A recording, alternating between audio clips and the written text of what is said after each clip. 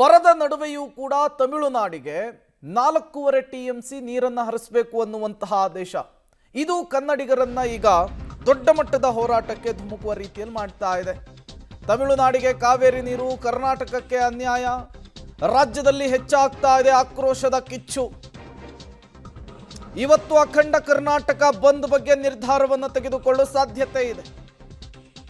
KRS ಬಳಿ ಕನ್ನಡ ಪರ ಹೋರಾಟಗಾರರು ಪ್ರತಿಭಟನೆಯನ್ನು ಕೂಡ ಮಾಡಿದ್ದಾರೆ.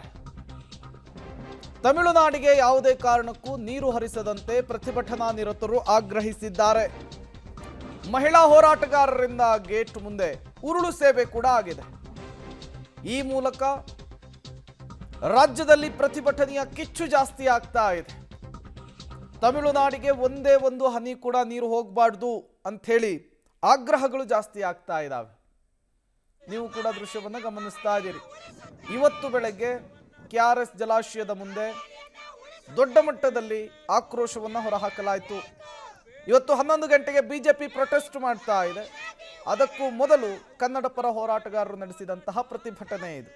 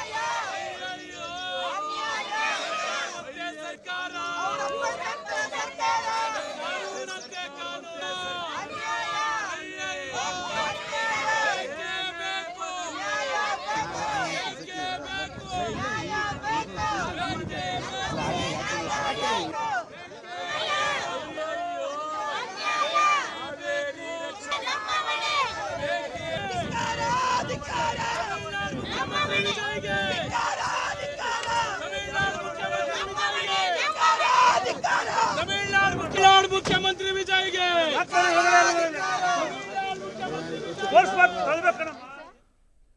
ಡೀಟೇಲ್ಸ್ ಅನ್ನು ಕೊಡೋದಕ್ಕೆ ರೋಹಿತ್ ಸಂಪರ್ಕದಲ್ಲಿ ಜಾಯಿನ್ ಆಗಿದ್ದಾರೆ. ರೋಹಿತ್, 11 ಗಂಟೆಗೆ ಬಿಜೆಪಿಯಿಂದ ಪ್ರತಿಭಟನೆ, ಅದಕ್ಕೂ ಮೊದಲು ಕನ್ನಡ ಪರ ಸಂಘಟನೆಗಳು ಕೂಡ ಹೋರಾಟವನ್ನು ನಡೆಸಿದಾವೆ. ಹೇಗೆ ಮಂಡ್ಯದಲ್ಲಿ ಪ್ರತಿಭಟನೆಯ ಕಿಚ್ಚು ವ್ಯಾಪಿಸ್ಕೊಳ್ತಾ ಇದೆ? ಪೊಲೀಸರ ಭದ್ರತೆ, ಪ್ರತಿಭಟನೆಗೆ ಸಿದ್ಧತೆ ಯಾವ ರೀತಿ ಇದೆ, ಎಕ್ಸ್ಪ್ಲೇನ್ ಮಾಡಬಹುದಾ ಅಂತ ಹೇಳಿ ರೋಹಿತ್? ಪ್ರೇಮ್, ಕಳೆದ 3 ದಿನಗಳಿಂದಲೂ ಕೂಡ ಮಂಡ್ಯದಲ್ಲಿ ತೀವ್ರವಾದಂಥ ಹೋರಾಟಗಳು ಕೂಡ ನಡೀತಾ ಇದ್ದಾವೆ. CWMA ಆದೇಶದ ಬೆನ್ನಲ್ಲೇ ನಿನ್ನೆ ಪ್ರತಿಭಟನೆ ಕಾವು ಇನ್ನಷ್ಟು ಹೆಚ್ಚಿರುವಂಥದ್ದು. ಇವತ್ತು ಬೆಳ್ಳಂಬೆಳಗ್ಗೆ ಕೂಡ ಬೆಂಗಳೂರಿನಿಂದ ಕನ್ನಡಪರ ಸಂಘಟನೆಗಳು ಬಂದು KRS ಡ್ಯಾಮ್ ಮುಂಭಾಗ ಪ್ರತಿಭಟನೆ ಮಾಡ್ತು. ಇದಾದ ಬಳಿಕವಾಗಿ ಪೊಲೀಸರು ಪ್ರತಿಭಟನಾಕಾರರನ್ನ ವಶಕ್ಕೆ ಪಡ್ಕೊಂಡ್ರು. ಇನ್ನೇನು 11 ಗಂಟೆ ಸುಮಾರಿಗೆ BJP ಒಂದು ಪ್ರತಿಭಟನೆ ಮಾಡಿದೆ. BJP ರಾಜ್ಯಾಧ್ಯಕ್ಷ BY ವಿಜೇಂದ್ರ ಅವರ ನೇತೃತ್ವದಲ್ಲಿ BJPಯ ಹಲವು ನಾಯಕರು ಬಂದು ಇಲ್ಲಿ ಪ್ರೊಟೆಸ್ಟ್ ಮಾಡ್ತಾರೆ. ಆ ನಿಟ್ಟಿನಲ್ಲಿ ಪೊಲೀಸ್ ಇಲಾಖೆ ಕೂಡ ಬಿಗಿ ಭದ್ರತೆಯನ್ನು ಕೂಡ ಮಾಡ್ಕೊಂಡಿದೆ. ಅವರು BJP ಅವರು ಇಲ್ಲಿ KRS ಡ್ಯಾಮ್ಗೆ ಮುತ್ತಿಗೆ ಆಗ್ತೀವಿ ಅಂತ ಹೇಳಿರುವಂಥದ್ದು. ಆ ನಿಟ್ಟಿನಲ್ಲಿ ಮುತ್ತಿಗೆಯನ್ನು ತಡೆಯೋ ನಿಟ್ಟಿನಲ್ಲಿ ಕೂಡ ಇಲ್ಲಿ ಬ್ಯಾರಿಕೇಡ್ ಮತ್ತು ಹಗ್ಗದ ವ್ಯವಸ್ಥೆಗಳನ್ನು ಕೂಡ ಮಾಡ್ಕೊಂಡಿರುವಂಥ ದೃಶ್ಯಾವಳಿಗಳನ್ನ ಒಂದು ಕಡೆ ಗಮನಿಸ್ತಾ ಇದ್ದಾರೆ. ಇನ್ನೊಂದು ಕಡೆ ಪೊಲೀಸರ ನಿಯೋಗವನ್ನು ಕೂಡ ಮಾಡಲಾಗಿದೆ. 1,500ಕ್ಕೂ ಅಧಿಕ ಪೊಲೀಸರನ್ನ ನಿಯೋಜನೆ ಮಾಡಿ ಯಾವುದೇ ರೀತಿಯಾದಂಥ ಅಹಿತಕರ ಘಟನೆಗಳು ಜರುಗದಂತೆ ಕ್ರಮವನ್ನು ವಹಿಸಲಾಗಿರುವಂಥದ್ದು. ಕೇವಲ KRS ಡ್ಯಾಮ್ ಬಳಿ ಮಾತ್ರ ಅಲ್ಲ, ಮಂಡ್ಯ ನಗರ ಮತ್ತು ಜಿಲ್ಲೆಯ ವಿವಿಧೆಡೆಯ ಆಯಕಟ್ಟಿನ ಸ್ಥಳಗಳಲ್ಲಿ ಕೂಡ ಪೊಲೀಸ್ ಬಿಗಿ ಭದ್ರತೆಯನ್ನು ಕೂಡ ಕಲ್ಪಿಸಲಾಗಿದೆ. ಯಾಕಂದರೆ ಕಾವೇರಿ ಹೋರಾಟ ಅಂದಂಥ ಸಂದರ್ಭದಲ್ಲಿ ಮಂಡ್ಯದಲ್ಲಿ ಪ್ರತಿ ಬಾರಿಯೂ ಕೂಡ ತೀವ್ರತರ ಹೋರಾಟವನ್ನು ನಡೀತದೆ. ಅದೇ ರೀತಿಯಾಗಿ ಇವತ್ತು ಏನು CWMA ಆದೇಶವನ್ನು ಏನು ನೀಡಿದೆ, ಆ ನಿಟ್ಟಿನಲ್ಲಿ BJP ಅದನ್ನು ವಿರೋಧಿಸಿ ಇಲ್ಲಿ ಪ್ರತಿಭಟನೆ ಮಾಡೋ ನಿಟ್ಟಿನಲ್ಲಿ ಕೂಡ ಬರ್ತಾ ಇದೆ. ಜೊತೆಗೆ KRS ಡ್ಯಾಮ್ನ ಮುತ್ತಿಗೆ ಹಾಕಲು ಕೂಡ ಯತ್ನವನ್ನು ಕೂಡ ಮಾಡುವಂಥ ಕೆಲಸಗಳು ಕೂಡ ಆಗುತ್ತೆ. ಆ ನಿಟ್ಟಿನಲ್ಲಿ ಯಾವುದೇ ರೀತಿಯಾದಂಥ ಅಹಿತಕರ ಘಟನೆಗಳು ಜರುಗಬಾರದು ಅನ್ನೋ ನಿಟ್ಟಿನಲ್ಲಿ ಈ ರೀತಿಯಾದಂಥ ಬಿಗಿ ಭದ್ರತೆಯನ್ನು ಕೂಡ ಮಾಡ್ಕೊಳ್ಳಲಾಗಿದೆ. ಇನ್ನೊಂದು ಕಡೆ ಬೃಂದಾವನಕ್ಕೂ ಕೂಡ ಈ ಬೆಳಗ್ಗೆ 6 ಗಂಟೆಯಿಂದ ಸಂಜೆ 6 ಗಂಟೆವರೆಗೆ ಪ್ರವಾಸಿಗರ ನಿರ್ಬಂಧ ಏರಲಾಗಿದೆ ಮುನ್ನೆಚ್ಚರಿಕಾ ಕ್ರಮವಾಗಿ. ಯಾಕಂದರೆ ಯಾವುದೇ ರೀತಿಯಂಥ ಅಹಿತಕರ ಘಟನೆಗಳು ಜರುಗಬಾರ್ದು, ಜೊತೆಗೆ ಪ್ರವಾಸಿಗರು ಕೂಡ ತೊಂದರೆ ಆಗಬಾರ್ದು ಅನ್ನೋ ನಿಟ್ಟಿನಲ್ಲಿ ಆ ರೀತಿಯಾದಂಥ ಒಂದು ಆದೇಶವನ್ನು ಮಾಡಿರುವಂಥದ್ದು. ಜೊತೆಗೆ ಇಲ್ಲಿ ಅಪಾರ ಪ್ರಮಾಣದ ಏನು ಪೊಲೀಸರ ನಿಯೋಜನೆ ಮಾಡಿರುವಂಥ ದೃಶ್ಯಾವಳಿಗಳನ್ನು ಗಮನಿಸಬಹುದಾಗಿರುವಂಥದ್ದು. ಮಂಡ್ಯ ಜಿಲ್ಲೆಯ ಪೊಲೀಸರು ಮತ್ತು ಅಕ್ಕಪಕ್ಕದ ಒಂದಷ್ಟು ಜಿಲ್ಲೆಯ ಪೊಲೀಸರನ್ನು ಕರೆದುಕೊಂಡು ಇಲ್ಲಿ ಬಿಗಿ ಭದ್ರತೆಯನ್ನು ಮಂಡ್ಯ SP ಡಾಕ್ಟರ್ ವಿಜಯ ಶೋಭರಾಣಿ ಅವರ ನೇತೃತ್ವದಲ್ಲಿ ಬಿಗಿ ಭದ್ರತೆಯನ್ನು ಕಲ್ಪಿಸಲಾಗಿರುವಂಥದ್ದು. ಒಟ್ಟಾರೆ CWMA ಆದೇಶದ ಬೆನ್ನಲ್ಲೇ ಕೂಡ ತೀವ್ರತರವಾದಂಥ ಆಕ್ರೋಶಗಳು ಕೂಡ ಮಂಡ್ಯ ಜಿಲ್ಲೆಯಲ್ಲಿ ಕೇಳಿಬರ್ತಾ ಇದೆ. ಇವತ್ತು BJP ಸಹ KRS ಡ್ಯಾಮ್ನಲ್ಲಿ ಮುತ್ತಿಗೆ ಹಾಗೂ ಪ್ರತಿಭಟನೆ ಮಾಡೋ ನಿಟ್ಟಿನಲ್ಲಿ ಕೂಡ ಪ್ಲಾನ್ ಹಾಕೊಂಡಿರುವಂಥದ್ದು. 11 ಗಂಟೆ ಸುಮಾರಿಗೆ ಈ ಒಂದು ಪ್ರತಿಭಟನೆ ಸ್ಟಾರ್ಟ್ ಆಗುತ್ತೆ.